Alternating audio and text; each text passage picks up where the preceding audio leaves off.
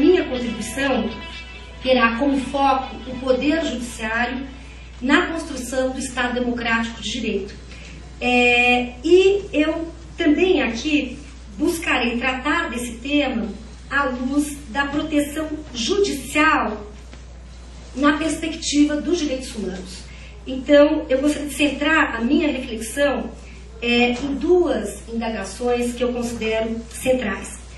A primeira delas é como compreender o alcance da proteção judicial no marco dos direitos humanos.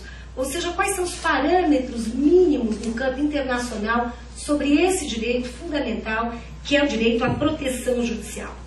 E, no segundo momento, quais são os desafios, as perspectivas para avançar no fortalecimento da proteção judicial como instrumento, garantia de distribuição de justiça e de efetiva proteção de direitos.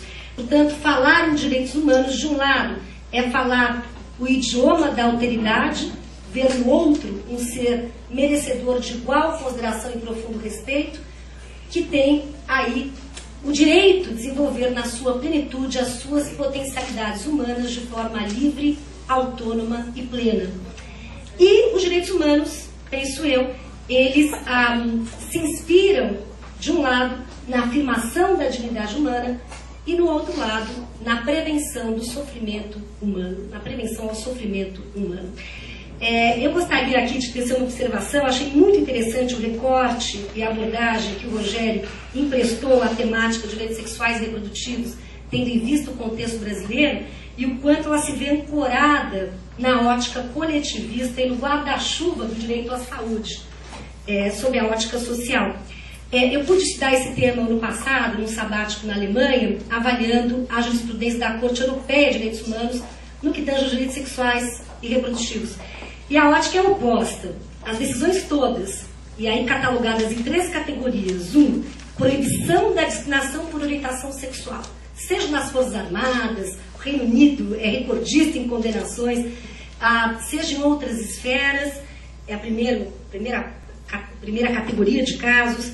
Segunda categoria, direitos dos transexuais, há julgados interessantes em que a Corte Europeia condenou, por exemplo, a França e o Reino Unido, com relação a essa temática, transexuais, indivíduos que fizeram a cirurgia para a mudança de sexo e pleiteiam nos seus países esse reconhecimento da nova identidade sexual, inclusive com impacto na esfera previdenciária e trabalhista. Por exemplo, idade para a aposentadoria das mulheres é uma idade inferior à idade de aposentadoria para os homens. E países como a França e o Reino Unido rechaçaram essas pretensões no âmbito doméstico. E esses indivíduos litigaram perante a Corte Europeia, que toma a Convenção Europeia, que é de 1950, mas que a vê como um living instrument, como um instrumento vivo. E à luz de uma interpretação dinâmica e evolutiva, levando em consideração o marco jurídico, à luz de um novo contexto, novos valores, novos fatos, acolhem essas demandas, condenam esses estados com base em 3 argumentos. 1, o direito à intimidade, privacidade, autodeterminação, autonomia, o artigo 7º da Convenção. O artigo 14, proibição da discriminação. E o direito ao desenvolvimento da personalidade humana, com base na dignidade, na prevenção ao sofrimento humano. São casos muito interessantes. E a partir de 2007 surgem, com maior fôlego, casos envolvendo uniões homoafetivas. Então, Portugal, França foram estados condenados com base nesse mesmo argumento. O artigo 7º, direito à privacidade, e artigo 14, proibição da discriminação. Quer dizer, há um amplo repertório, e eu creio que hoje a ótica contemporânea é essa dos empréstimos constitucionais, dos diálogos horizontais ou verticais no campo da jurisdição constitucional. É curioso até a construção, esse ano, em outro sabático, no Max Planck, eu pude estudar os direitos sociais. E a própria construção de direitos sociais pela Corte Europeia tem esse caminho. Então, por exemplo, a proteção ao direito ao meio ambiente, ao direito à moradia, se dá pelo vértice do direito à privacidade. Ou seja, o indivíduo se vê tolhido na sua autonomia se não tiver esses direitos. É uma outra travessia completamente oposta. Há uma outra percepção, sobretudo ali sondando e pesquisando, seja na Inglaterra, nos Estados Unidos e na Alemanha ultimamente, Nesses países, sobretudo na Europa Ocidental, há uma associação direta entre 3 conceitos: Estado de Direito, democracia e direitos humanos. Não há como pensar Estado de Direito e democracia sem observância dos direitos humanos. Essa agenda tem sido imposta, inclusive, à Turquia e outros países do leste como requisito para ingresso no clube da União Europeia. E o que se vê no contexto latino-americano não é esta associação imediata. Ou seja, nós temos ainda o desafio de uma construção capilar do Estado de Direito, há aqueles que flutuam acima deles, há aqueles que se encontram abaixo dele. Então, há ainda, eu penso, o desafio da legalidade.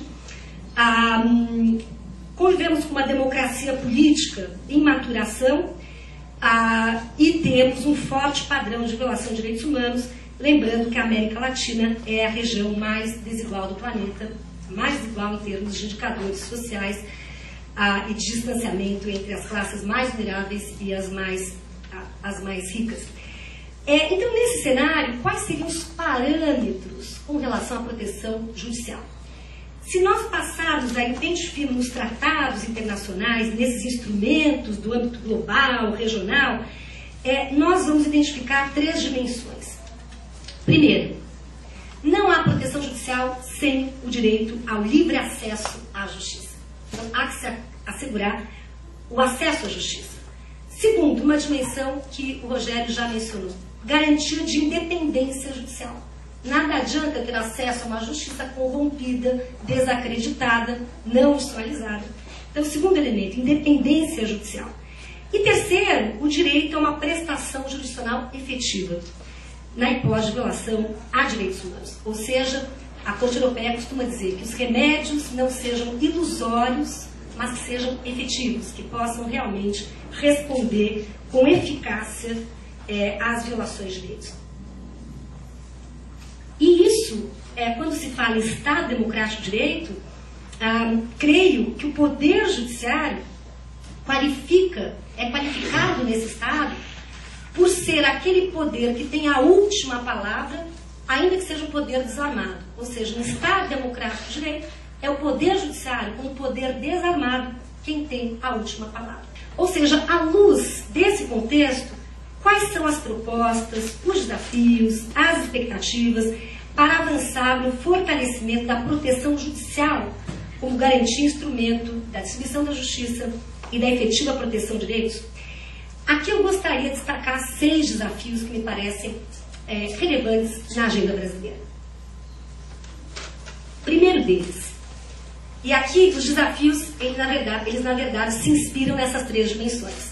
Ou seja, a proteção judicial envolve acesso à justiça, a uma justiça independente e a uma justiça que permita uma resposta efetiva, o direito à prestação judicial efetiva.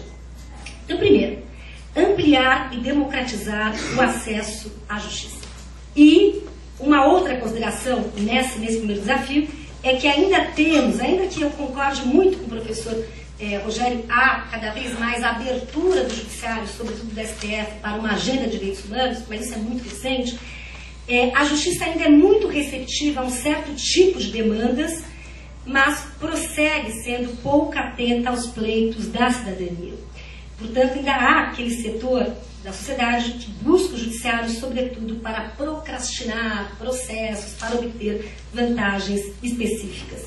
A Miriam e eu, há anos atrás, prestamos uma consultoria à Fundação Ford sobre Public Interest Law e pudemos ir ao Chile, à Argentina, pesquisar esse assunto, advocacia de interesse público, seja nas universidades, organizações, o quanto há canais estratégicos para que demandas sejam lançadas no Poder Judiciário e para que haja avanços na agenda de direitos humanos.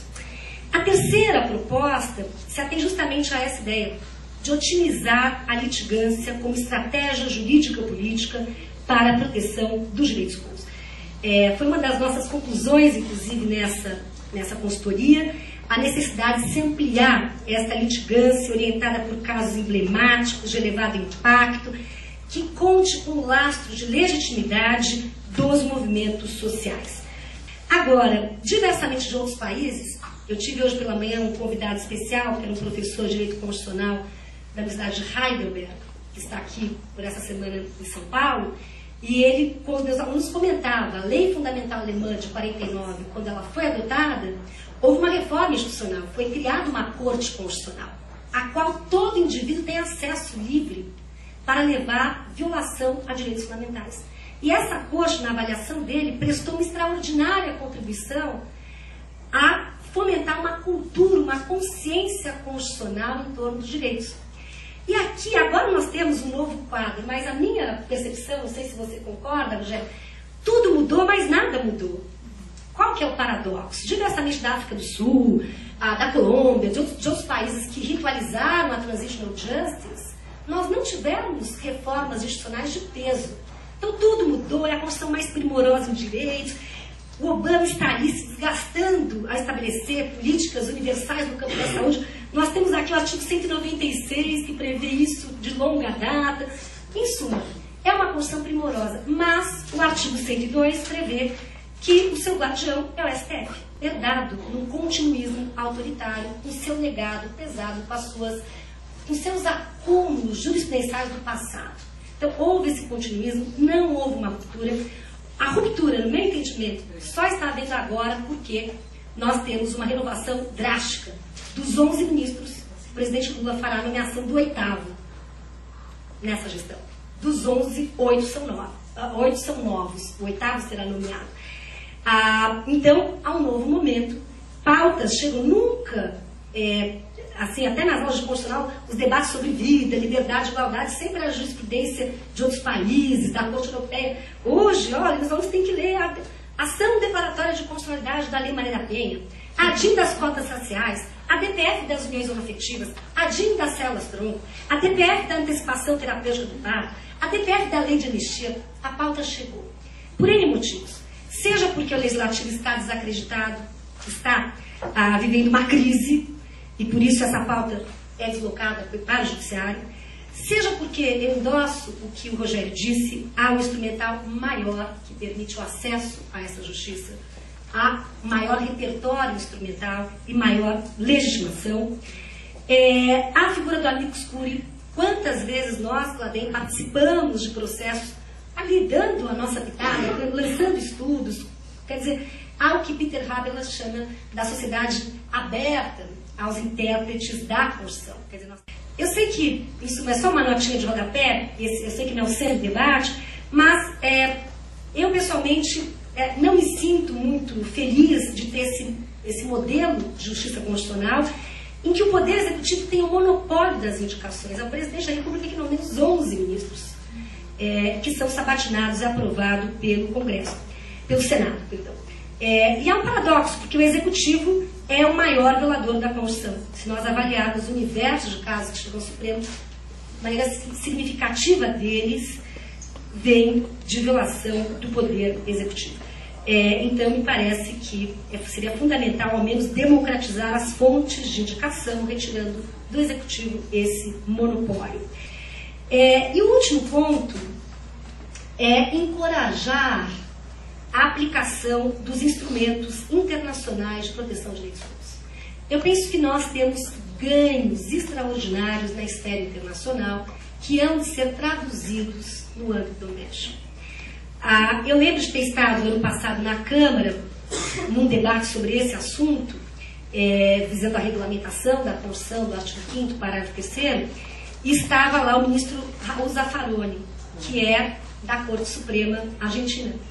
E ele dizia como foi impressionante a mudança constitucional que houve na Argentina em 94, que explicitou a hierarquia constitucional dos tratados de direitos humanos, e ele e os seus colegas da Corte Suprema passaram desde logo nas suas decisões não somente a aplicar os tratados, mas a jurisprudência dos organismos internacionais. Então, seja repertório da jurisprudência da Corte Interamericana, sejam as recomendações gerais do Comitê CEDAW, do Comitê Racial, do Comitê DESC, e assim por diante. E isso teve um efeito, uma força catalisadora. Porque aí, quem litigava também se tornava um pouco mais sensível a esses parâmetros, então, as petições vinham com essa argumentação. Isso também apontou a mudança curricular, então o efeito foi bastante difuso. Então, eu penso que é fundamental, no campo dos direitos sexuais e reprodutivos, sobretudo, nós termos invocarmos, a favor da proteção desses direitos, os ganhos e as conquistas alçadas no âmbito internacional.